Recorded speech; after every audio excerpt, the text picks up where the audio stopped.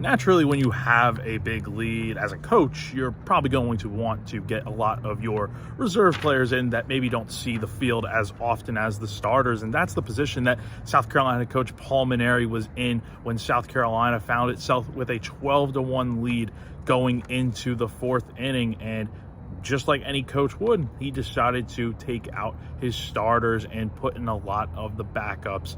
And it almost ended up really proving to be a costly move, as the Gamecocks held on to win 16-11 over Morehead State on Saturday at Founders Park. But this was a game that it started off really well, but then as the game wore on, it dwindled to where the lead was at 3 runs going into the 7th inning. And Mainieri did say after the game that, the reasons that we just mentioned before, he did want to get some backups in the game. But the backups that he put in, keep in mind, a lot of these guys, Will Tippett, Caden Gaskin, actually, besides Caden Gaskin, just about every backup that got into the game has either started a game or played a lot for South Carolina this season. So it wasn't like he was putting in guys that just haven't seen the field at all this year.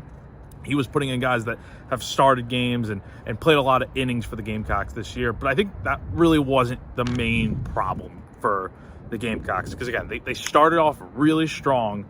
Were hitting the ball all over the place. I mean, they had a 5-run second inning that was highlighted by an Evan Stone grand slam, and then they scored 7 more runs in the third, and then added 2 more in the fourth to make it 14 runs before the 5th inning even began. But I think the real issue was number one, the amount of time that starter Jake McCoy had to wait around when South Carolina had that 7-run third inning. Because keep in mind, he was pitching very well going into the fourth. He had only given up 1 run on a solo shot that barely left the yard out in right field, but he was pounding the zone, finished with 9 strikeouts on the day.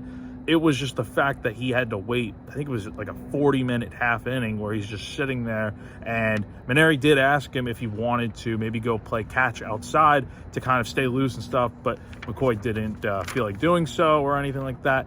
So that might have led to where the struggles came in the fourth, because he ended up giving up 5 runs. And just like that, South Carolina found itself in a little bit of a more heated battle. And then Ashton Crowther came in afterwards and really didn't have it at all. Pitched an inning 2/3, gave up 4 earned runs, 6 overall, through 11 batters. And this was, again, like I said, a 3-run game going into the 7th inning. But fortunately for South Carolina, they got the good pitching when they needed it most.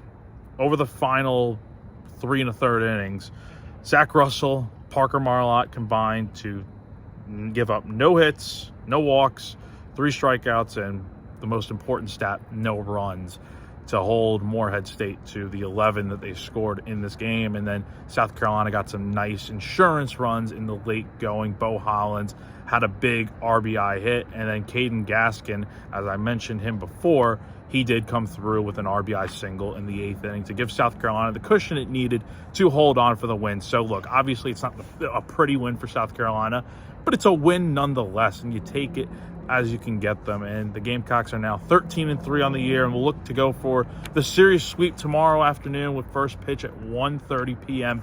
on SEC Network Plus.